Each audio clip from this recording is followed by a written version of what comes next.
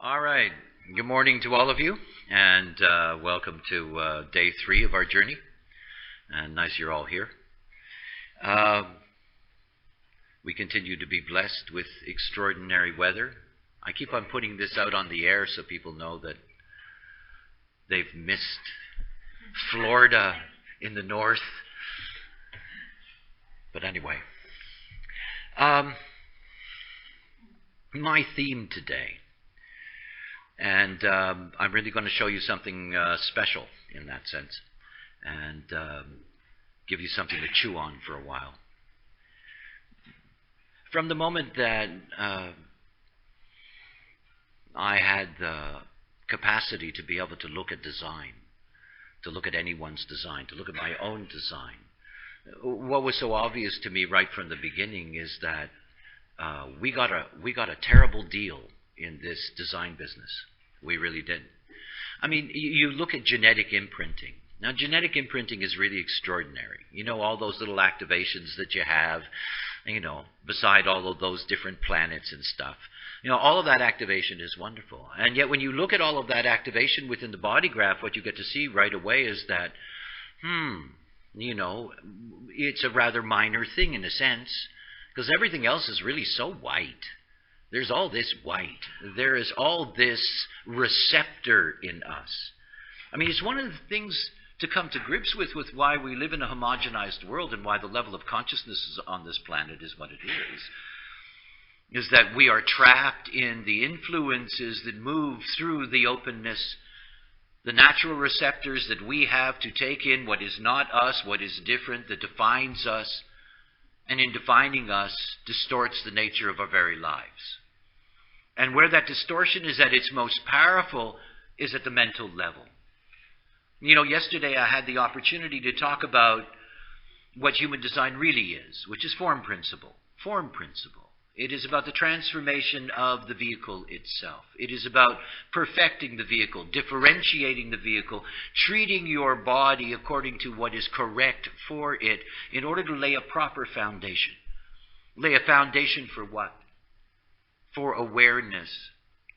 And yet human design begins with something very simple. That is the mechanics of the strategy and authority that is there to take decision-making away from your mind. I've been doing this 23 years. I know a lot of smart people. You know, when it comes to giving up the mind, they are helpless. Helpless. Helpless. They don't know how they can shed that. They don't know how. They get stuck in their head all the time, this and that. You know, the nature of life, what we see out there in the world, the real ugliness of this planet is about this thing here, this mind. And most people think that their mind is theirs. This is the first joke. It's like, it's my mind, you know? It was never your mind. I mean, never your mind. It's mind. Not mine, yours, it's mind. And mind has very little to do with you. I mean, this is where the struggle is in this life, right? Everybody assumes that their mind is about them. That it's for them. That it cares about them. That it wants to have a better life and a better future and a better this and a better that. And while you're going through all of that, it's torturing you. And all the things that your mind wants have nothing to do with you. To do with your conditioning. Human beings are incredibly conditioned. And that conditioning is not just something that you can look at the physical level, because obviously you can. But the most important thing to grasp about conditioning is that primary conditioning goes directly to mind. I mean, directly to mind. Think about what I'm saying. You're somebody that has an undefined splenic system. You got an undefined spleen. It's open. The not-self strategy of the undefined spleen is holding on to things that aren't good for you. So if you're a human being with an open spleen, your mind, that thing you call your mind, is always saying, well, I know that he beats me up, but I'm still going to hold on to him because of... Because what you have in your openness is a gateway to the manipulation and control of your mind. And then your mind is always at odds with you.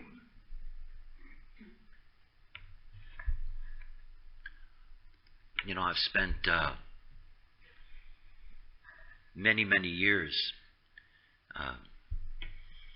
involved in elaborating on the substructure of the line and talking about the influences that are there in terms of the deep conditioning potential in a human being. The programs Primary Health System and Rave Psychology, very profound journeys. And for me, Rave Psychology, it is the only way to truly understand the nature of the human mind. There isn't any other way. And one of the things that's so profound in Rave Psychology is that it is the only investigation, it's the only study that we have that goes deep, deep, deep, deep into the conditioning of the mind. See, until somebody, a newcomer, whatever it may be, until you begin to understand that your mind is not something that you can trust ever for yourself, until you get to that point, you cannot change your life. Mind can be a beautiful thing. You can enjoy mine, but I don't listen to mine. My mind does not tell me what to do. It hasn't for decades, because it's not its job. Its job is here. Its job is in the outer authority that each and every one of us have a right to express our unique perceptive wisdom. But it's not about this mind being the controlling agent in my life, because I know my mind's fucked up. Like every mind. Because it's nothing to do with me. I have an open head center. You know, the open head center says you think about things that don't matter. 70% of humanity thinks about things that don't matter. Think about that. Darling, the house is on fire. No, I'm thinking about how I can win the lottery. You know? Think about things that do not matter. And then you think that's you thinking about the things that don't matter, that you're supposed to be thinking about the things that don't matter, and that the things that don't matter actually have some importance while the house burns down. See, no matter how beautiful the mind, you can never trust it to decide for you. Because the very basis upon which mind makes its decisions have nothing to do with you, because mind builds its decision-making process on your conditioning. So in going through this process of the Rave Psychology program, there are so many levels of conditioning. And I wanted to be able to give my Rave Psychology students a kind of, visual way of looking at one of the main elements of conditioning. It's what we have up here. It's called the not-self deck. And this not-self deck, what it represents is a way of looking at the 9 centers and understanding them in terms of the depth of their conditioning potential. Approximately half of humanity is primarily conditioned by their open centers. And the other half is primarily conditioned by open gates, plus, as a secondary level, those open centers. If you look at just about anybody's chart, because it's very rare to see somebody that has 9 centers defined, if you look at people's charts, you're going to see open centers. And when you see that open center, in your own chart, I want you to think about this in one way and one way only. This feeds my not-self mind. This is what feeds my not-self mind. This is what gives my not-self mind its foundation and its purpose. We live in a world of not-self purpose. You can see it in the madness of materialism and all of these things. Not self-purpose, not true purpose.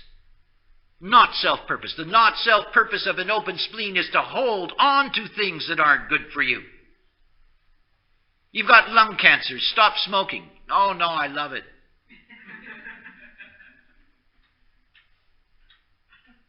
You know, I remember as a kid, I had a job singing in New York, and I was staying in a hotel in Greenwich Village.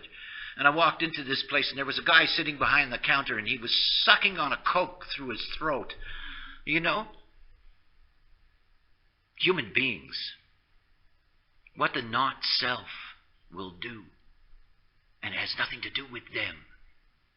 These open centers feed your mind, create the foundation for the way in which your mind is going to make a decision. And the open center is not you. It's not like it's you. It isn't you. It is something that you're taking in from others that is a conditioning force that makes you uncomfortable. I grew up unemotional.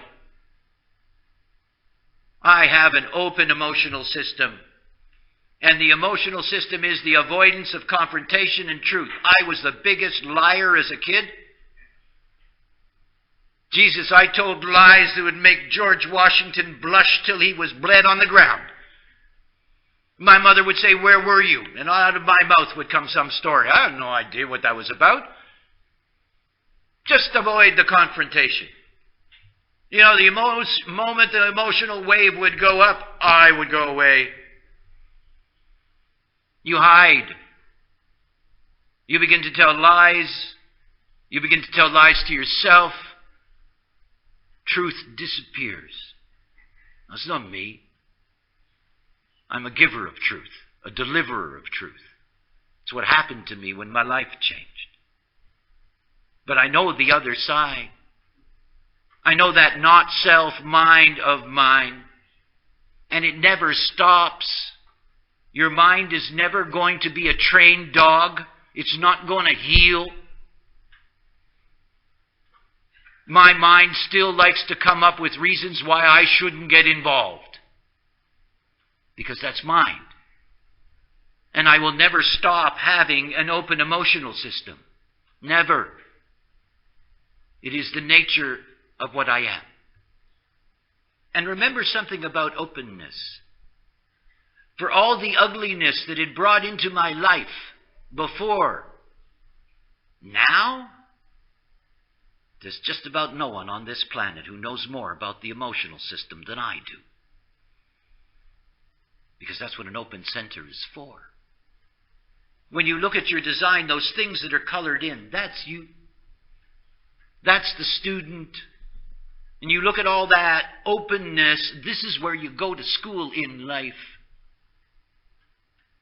Are you going to be trapped in holding on to those things that are bad for you? Or are you going to be wise about what's good for you? Are you going to spend the rest of your life avoiding confrontation and truth? Or are you going to deal with things and face the music? See the openness in all of us? This is what keeps this world the way it is. This is homogenization. This is how it works. Because you spend your whole life running away from who you are and what is possible for you. It's gone. Because it's now been replaced with a not-self purpose. You've got an open ego. Huge. 2/3 of humanity have an open ego. And the open ego says, I am not worthy. I have to prove myself. And so you have all of these human beings walking around in their heads with, I am not worthy. And so somebody that they can't stand calls them up and says, I really need your help. And they go, yes. Because they want to prove they're worthy. Aren't I a good person? Aren't you going to love me for this? Pat me on the back. 2/3 of humanity have an open ego. 2/3 of humanity think they're worthless. You know how dangerous that is?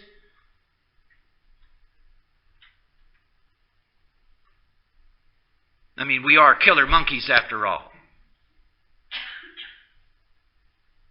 You give a killer monkey a sense of worthlessness, they will show you some ugly ways in which they'll prove their worth. Show me a suicide bomber that has a defined ego, and I'll show you one that will not pull the switch. Show me a suicide bomber with an open ego, and they will pull the switch with a smile on their face. I am worthy. My God will take me. The madness we live in is the not-self world. All these human beings thinking that they have original minds, regurgitating the same not-self crap over and over again, and never being able to live out their nature at all. You know, and then you just have people who just tread water until they're dead. That's what most of this world is.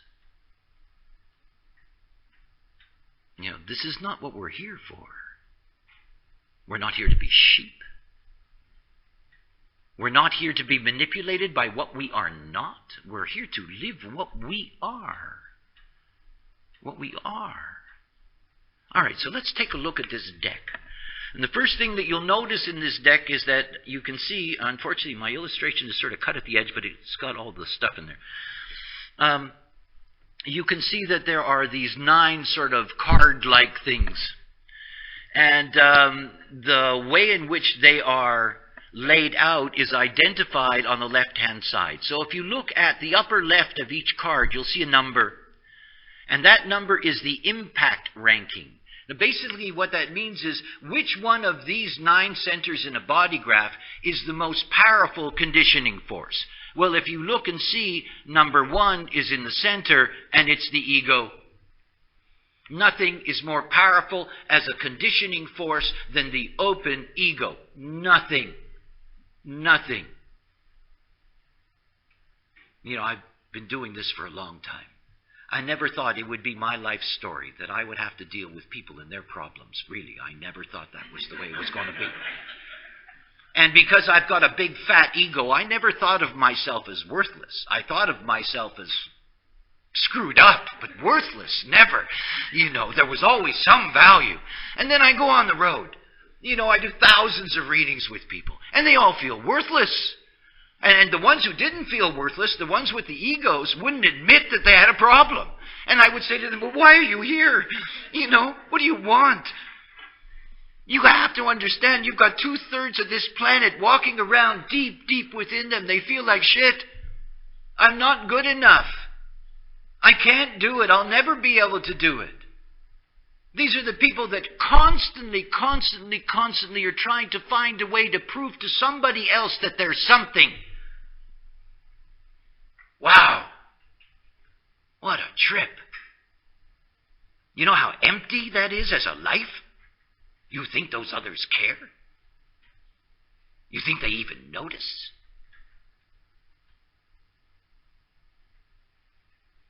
See, human design is not about the other. You don't do this for somebody else. If you're doing this for somebody else, please go home.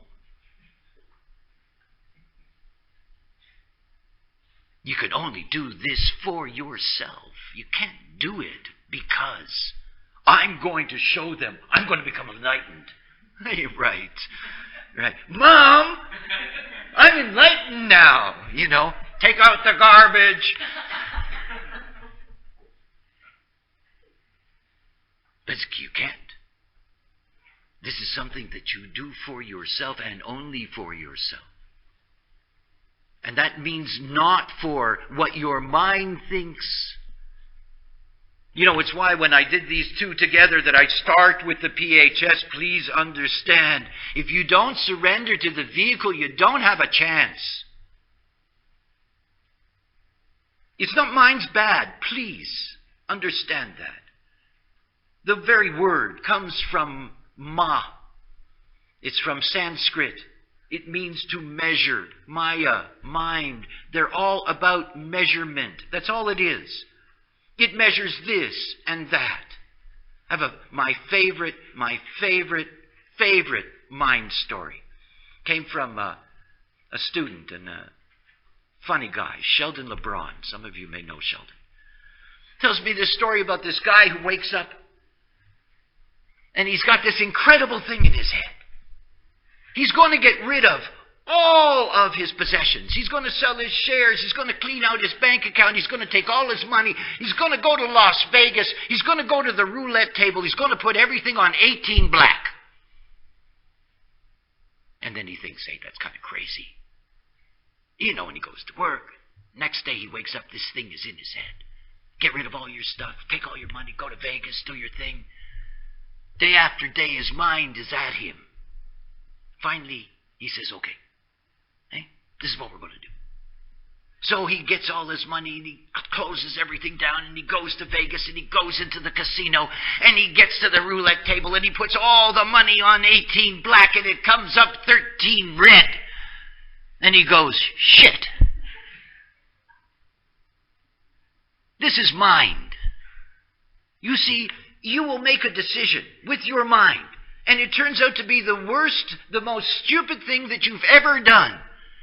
And your mind never says, wow, am I bad at this? Your mind says, look, we can do this now.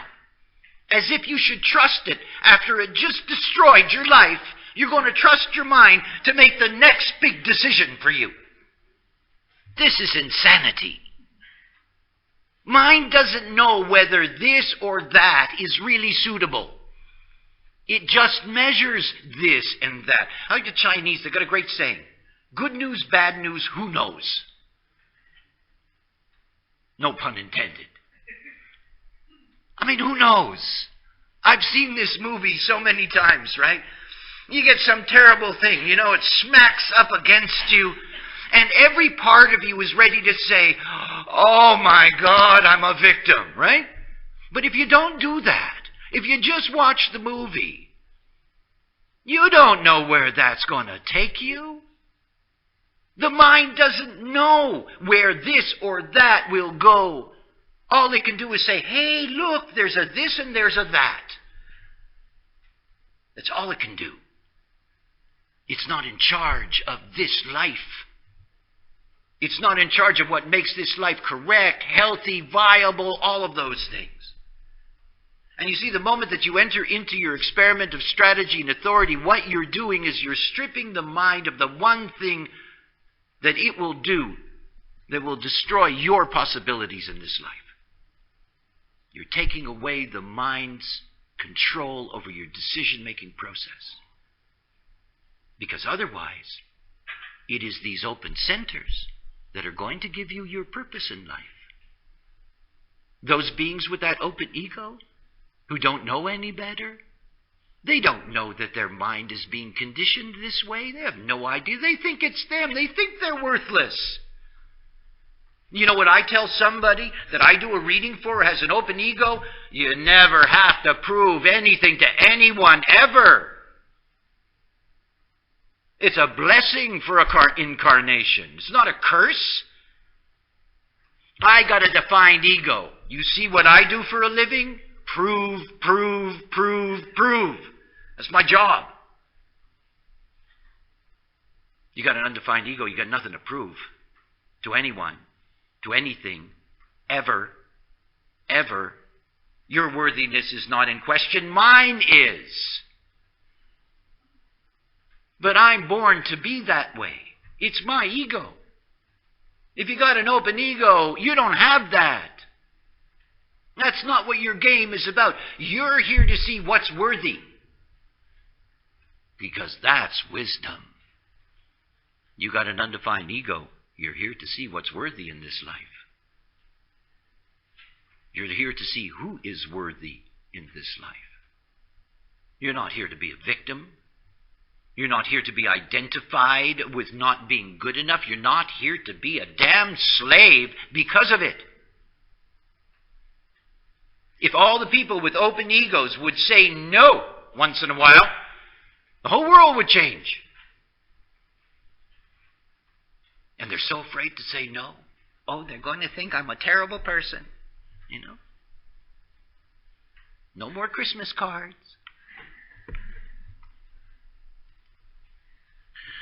All right, let's take a look at number 2 on our list. 51% of humanity is emotional. That means we live in a wave, all of us. Deeply, deeply complex wave that moves from hope and pain and back again, and it never stops. It is incredibly powerful. It is also extraordinarily beautiful. It is where we have all our pleasures, our food and sex. It's where we have our experiential way. It is the emotional system that drives us to the fullness of what our lives can be. But if you're somebody, one of the 49% that comes into this world with an open emotional system, you are an amplifier of the emotional wave. These open centers, when you meet somebody, you step into their aura, or there's a planetary activation that brings you emotional definition. You amplify the emotional energy. It's not normal. You know, when I look back at what I was like before my process began, it was so clear to me that I had emotional problems. I had emotional problems. You know, it was obvious to me.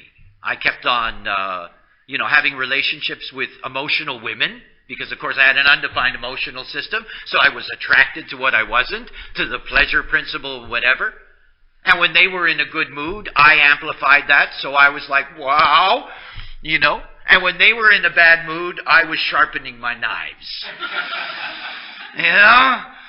And of course, given that I have the 49th gate, I was very good at getting divorced. You know, the knives were sharp, you cut the line, that was it, you know. The distortion, the pain, the problems, all of the things that came with it. And me, totally ignorant, having no idea. You know, rising and falling, amplifying on somebody else's wave.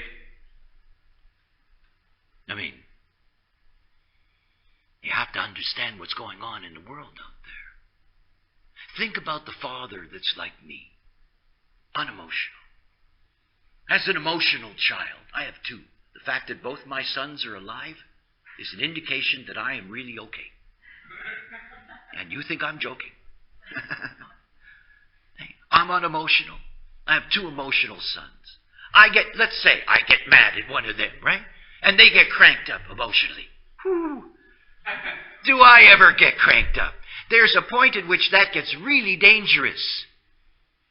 And it's not just fathers and sons and mothers and, and lovers and friends. It's every kind of connection. Think about it. It's an incredible thing. And if you don't know that, if you're not aware of that, your mind is living with that, it's taking you over. You spend all your time trying to figure out how to get out of it. I used to make the comment about unemotional children. You know, they have that smile that says, I don't want any trouble, and I'm going to be really invisible, okay? You know? Don't rock the boat, don't make any trouble, and live your secret life. 49% of humanity lives a secret life. 49% of humanity lives a lie. A lie. And the lie is deep. You see, if you avoid confrontation and truth, you need some pretty good lies. You know, you really do. These are the human beings that are walking around that have fooled themselves into thinking that this is the way it's supposed to be. that we're supposed to be sick, that we're supposed to be disturbed, that we're supposed to have psychological problems, that we're supposed to be giving our children heavy drugs in order that they can sit in school. This is all supposed to be normal.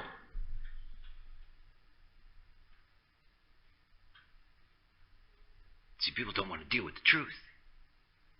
49% of humanity does not want to deal with the truth. 2/3 of humanity thinks they're unworthy. Are you beginning to get the picture? And this is what's driving them. That person with the emotional system that's open spends all of their mental time trying to figure out how to avoid confrontation and how to make up for the fact that they have no truth, so they lie. Oh, no, I'm okay. Right. That's number 2. Now think about what it's like for you. If you've got number 1 and number 2, you know, it sounds like I'm doing one of these television shows, right? Behind door number 1 is the big whore, you know? Behind door number 2 is the second big whore. Now let's say you have both of those open in your chart. You got an undefined spleen, you got an undefined ego. You're really a mess. Now think about it. And I'm not speaking specifically to you. Think about that person that's out there that you're going to meet in the street, got an undefined ego, and they got an undefined spleen.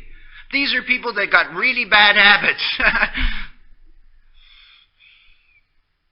They have real problems. The way in which they're looking at the world, the way in which their mind is working when that mind meets you. All right, let's get to number 3 on our list.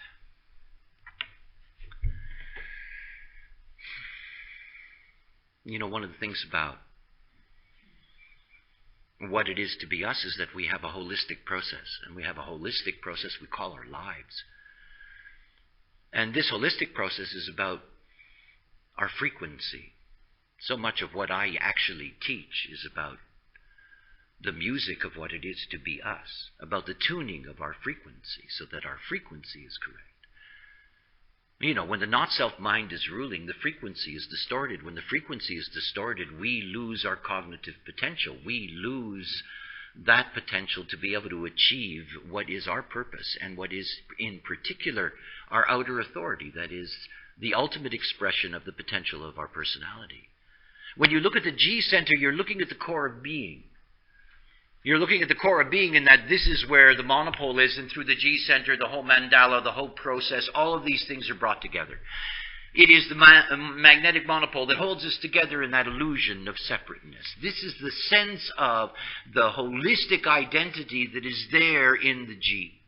Now, the undefined G center as a not-self purpose is about not being able to find love and direction. Always looking for love and direction. And always looking for love and direction doesn't mean that you get it. Because even when you have it, you're still looking, because it never stops. Open centers don't stop doing what they do, and they don't stop influencing you in the way that they do at the mental level. If you believe them, then you get stuck. Think about somebody with an open G who falls in love. You know, they have one of those nice honeymoon bliss days, weeks maybe. But the whole thing about being an undefined G is that even though you're blissed out and in love, you're still looking for love. I mean, you're still looking for love, so there's a part of you that goes, well, maybe this is not it.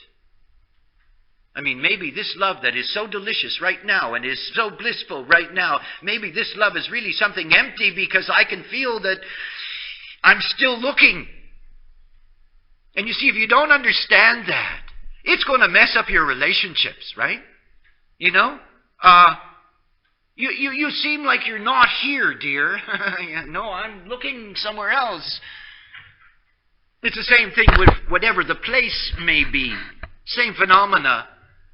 You know, the serendipity, you're a generator with an open G, and You get asked if you would like to, stay in this place for a vacation, and you go, yes, blah, blah, blah, and it's all correct, and you get there, and it's a lovely place, and everything is really nice, and yet there is a part of you that's saying, there's another place somewhere, Because it's never enough. Because if it were enough, then your mind couldn't control you, and the mind is not in the business of surrendering. Mind doesn't do that. Mind never gives up. It never stops being what it is. See, the great dilemma is how attached you are to your minds. You're really attached to them. And as long as you're attached to them, you don't see them. I mean, we're here to experience our personality. We're here to experience it. We're not here to be lost in it as a dysfunction. We're here to experience it. You don't experience it until you're free from your mind saying, I can't experience this because I'm so busy trying to figure out whether I should have crackers or oatmeal.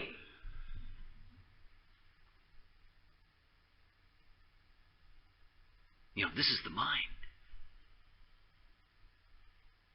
See, until you're free of your mind making decisions for you, you never get to the core of who you are.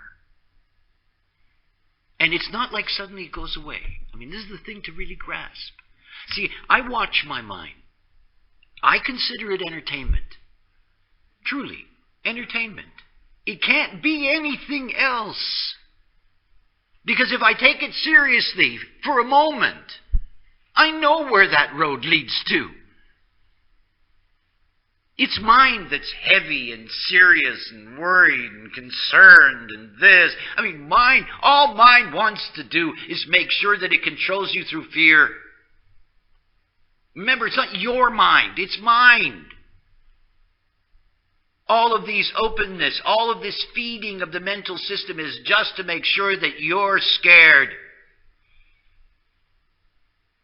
The deeper the fear, the more you look to your mind to be able to do for you what it cannot do. Lead you out of the wilderness. And if your own mind can't do that, then you do the next best thing. The not-self is good at that. You ask somebody in authority to tell you what to do. And of course, they're going to tell you out of their not-self mind what to do. And you're going to go to those wonderful authority figures, right? The not-self doctors and healers, the not-self, religious characters, the not-self spiritual guru bullshit, all that crap.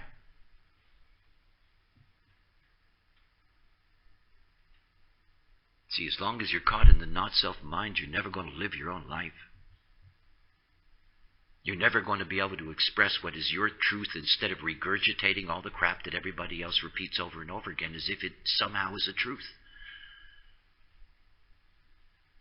I mean, you get to see that on Facebook. If you repeat nonsense enough, people think that it's there in the world. I mean, this is what it's about. This is what we all live with. You think about all the philosophies that people live with. It's just because they've been repeated over and over again doesn't mean they make any sense. They don't. It doesn't mean they bring anything for us other than control mechanisms. Those are all control mechanisms, homogenized control mechanisms that feed on your mind and keep you locked into the homogenized world. Because the homogenized world says if you're going to be different, we're going to make you pay a price. It's the first thing. The world that we live in is not built for uniqueness. It's built on old, communal, homogenized patterns. Everybody bows down at the same time.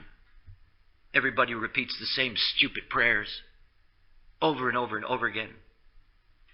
This mechanism of homogenized nonsense. Jesus is going to save me. This is not a good day for Jesus to talk about saving, but nonetheless, Jesus is going to save me, right?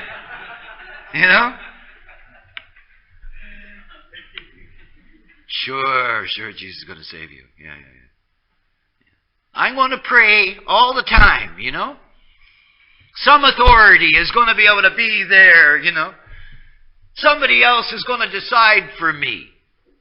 Not only do they not decide for themselves, they pass the authority along, so you finally get to a point where, you've got all these people that are being just simply conditioned by their governments, their religions, their this, their that, and you got the same frequency. I mean, it's all around. And it's because human beings live their lives out of their openness. It's the openness that conditions your mind, that tells you the way in which your mind is going to think. You've got that open G center and that open spleen and that open ego. Wow, think about that. This is the way your mind works. So somebody comes up to you and says, "Oh, nice to see you. Would you like to do this?" And you got your open ego saying, "Yes, we better do it." Because if we don't do it, we're really going to have problems. And your open emotional system says, "Yeah, it's okay to say yes because we'll avoid any kind of real confrontation because we don't want the confrontation." And this is your mind getting you deeper and deeper into a pile of crap that you don't even want to be near. And then you got all the consequences of it, because when you do things that you're not here to do, you do not do them well. And the frequency that you put out is not a wonderful frequency. And that person that you thought you were doing the thing for so you could impress them and avoid confrontation is all over you. And it's a horror. And you go home and you say, "Never again," Next time I lie, That's what people do. Open ego, open emotional system, and somebody calls them up, they just lie. "I'm dying, I can't come." If I was going to live until tomorrow, maybe, but I can't come. Human beings. Number 4 on the list is spleen. The open spleen for me is one of those classic examples of conditioning, and conditioning that begins so early in life. A baby comes into the world and it has an open spleen and it's afraid. Splenic system is our primary awareness system. It's our immune system. It is our basic biological protection system. And you come in with an undefined spleen and you're deeply insecure. And you've got your mother, the primary care for you in that early part of your life.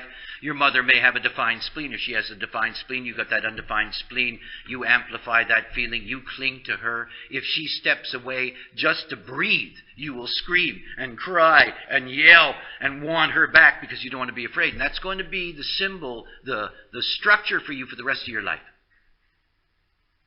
The rest of your life. That's the not self. You'll hold on to anything. Don't even know why. And started before you could even, enjoy the possibilities of self-reflected consciousness. It started the moment you came out of the womb. We're not talking about conditioning that is just something that, is a fancy intellectual thing. It's physical, it's visceral, it's deep. And the way that we are programmed and negatively programmed starts right at the beginning of our lives. It's why dietary regimen is so important for children. Because primary conditioning is so physical at the beginning. Food conditioning.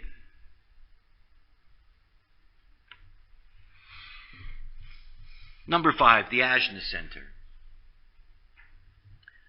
The Ajna Center is where we conceptualize. And it's one of those things to think about. There's a lot of people that is... 49% of humanity have the Ajna Center open. That's a lot. So you basically have half of humanity with an open Ajna Center and half of humanity with the center defined. Now those people who have the open Ajna Center, they're the ones that really can be a huge problem on this planet. Bless you. Huge problem on this planet. Because the reality is that these are the people that have to prove that what they're thinking is correct. These are the people that are constantly saying, no, the earth is flat. It's flat. I don't care what you show me. These are the kind of people where you show them satellite pictures and they go, bah, round, Give me a break, round. It's flat. It's all. It's flat. And they won't give up. They won't.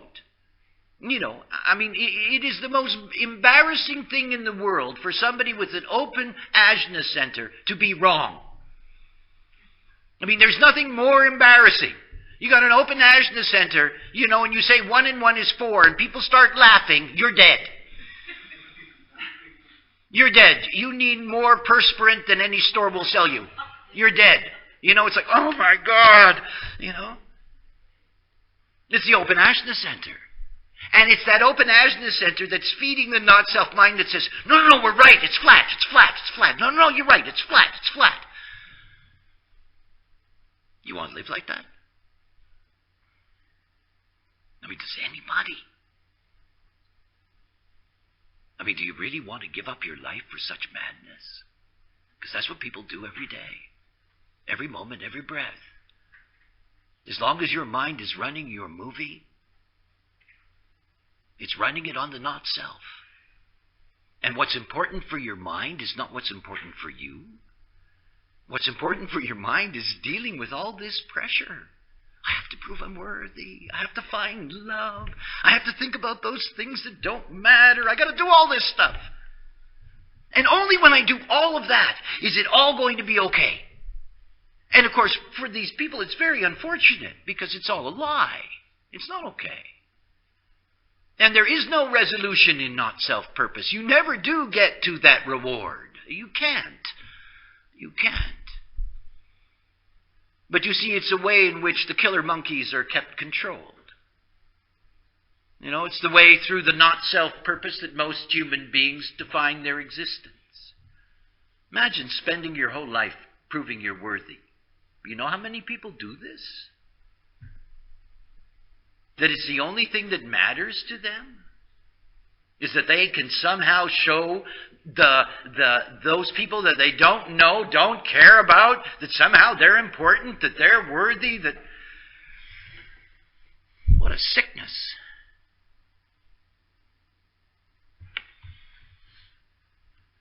The head center. I love the head center. Number 6. Don't denigrate it because it's number 6 on a list of 9. But thinking about things that don't matter is the greatest curse on this planet. It really is.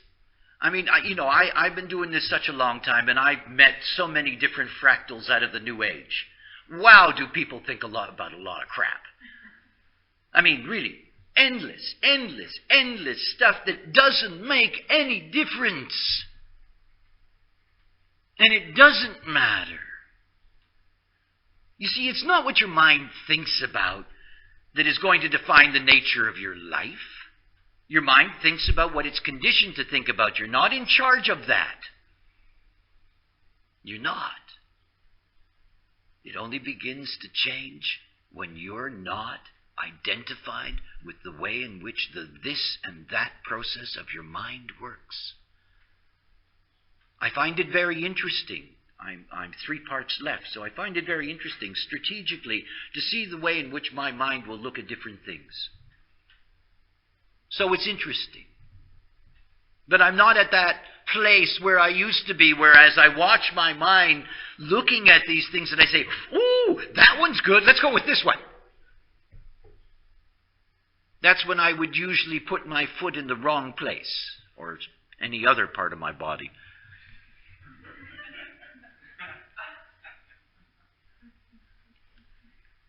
Number 7, the root.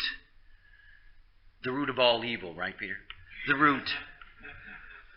I'm a root fan because I got an open root. If you got an open root, you really have trouble in life, I tell you. You really do. Where's the numbers on it? 42% of humanity have an open root. That means you're always under pressure. I used to be faster than a speeding bullet. There wasn't enough dope in the world, to keep me from burning my tires, if you've got an undefined root and somebody says to you, you've got a week to collate the Dead Sea Scrolls, you do it in 12 hours. And at the end of those 12 hours, you are really useless. And you think you've done something. It's like, oh, it's gone, right? It's never gone. It's never gone because the next moment there's something else. People who have undefined roots, these are the dynamos that are constantly exploding all over the planet. They're under pressure. They're under pressure. Always in a hurry. Always in a hurry. Always in a hurry. I mean, I'm the kind of person that it's impossible for me to show up late. Unless I've been shot. Held and kidnapped. I'm not as bad as I used to be. I used to get to the airport before the flight from the day before took off. Now it's just enough to have a good nap. Can't do anything about that. You got an open route. You're under pressure. It says, you can go there now. Go. Doesn't matter that you're going to wait for the rest of your life. Go. Open route. And of course, open route people are the best slaves of all. I had a great experience here. I don't know how old I was, 17, I think. Had a summer job. And I was building railway track, if you can believe that story. Building railway track with Mohawk Indians in southern Ontario, not far from here. And I was the only white kid. And I was the only white kid because my brother-in-law was in that company and actually got me that job. And they didn't like the fact that I was the only white kid. Because they knew I was there on nepotism, And they were hungry guys, and they worked 7 days a week, and if you didn't show up, you lost your job. It was really tough, all of that. And so I get there the first day, and I want to show them that, I can carry my weight. So, I start spiking. This was our job, putting spikes in these rails. So I'm doing this for about 10 minutes. And one of these guys comes over to me and puts a really heavy hand on my shoulder. Really heavy hand. And he says to me, slow down. He said, if you go fast, we have to go fast. Slow down. It was my first undefined. I wanted to go fast. I got an undefined route. I'm under pressure. I got to do this job. And these guys are like, real nice and slow, take it easy. Undefined route. So you got all these beings on this planet who have undefined routes, who are racing around. They're the kind of people that they've got 20 minutes to get somewhere, and they try to do it in 5 and they die. And no joke. These are people that are in such a hurry, that it can devastate them. The other thing is that these are the people that always feel like life is a horrendous burden. Because they're the only ones who really get this, you can never get rid of the shit that piles up on you. No matter how much you work, no matter how fast you go, you can never get rid of it. It drives people crazy. Depression lies in the root center. There's a lot of people with open roots who just give up. They just give up. They're the ones that won't get out of bed. They just won't face the world. And you see, you don't want your mind being controlled by that. Do it now, do it now, do it now. There's your mind. Get it done. Get it out of the way. All right, let's concentrate on that. Get it done. It's exhausting. And it's all you can end up thinking about. And if you've got an open route and you've got an undefined ego, you're doing it fast to get praise, and what do you get? They just give you more work. Your boss comes to you and says, we got this thing, I would like you to get it done this week. You get it done in 3 days. You think the boss is going to love you for that. Give you a raise, pat you on the back. Boss goes back in the office and says, this is a fast worker, we'll give him more. They give him more. And there's the open route pounding away. Never ends. Never ends. Interesting that the sacral system is number 8 on this list, wouldn't you say? 33% of humanity have an undefined sacral, like me. I got a totally undefined sacral. If you got an undefined sacral center, you don't know when enough is enough. I don't want to tell you how much of things I have done where I have gone beyond enough is enough. So far beyond that I had no idea that there was such a thing as enough is enough. I don't know that one. It is one of the great diseases of projectors, manifestors, and reflectors. It is probably the most damaging thing in their lives, is that these are beings that are so open to exhaustion because they literally do not know when enough is enough. I mean, one of the great problems of the emergence of the projector as a force on this planet is held back by the fact that they're too tired. And that's not a joke. Literally. They're just too tired. And they're too tired because they don't know when enough is enough. They get overloaded. They get easily exhausted. And of course, that exhaustion for them is something that can be very detrimental to them physically, let alone psychologically. So for all of those, like me as a manifestor, for projectors, for reflectors, even though this is 8 on the list, for us, it's one of those number one things. If you have an undefined sacral center living in such a dynamic generator world, you have to take care of your energy. And it means you need to know when enough is enough, because you need to know when to rest. Because otherwise, you're not going to have the juice you need to be able to live this life the way it was intended for you. And finally is the throat.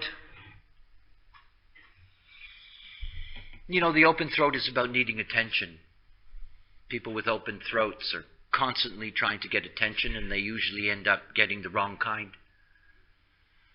And you know, if your mind thinks that your life is about getting attention, you end up doing things that are absolutely ridiculous, and they really backfire. What I wanted to share with you today is the horror. Truly. To grasp it for a moment.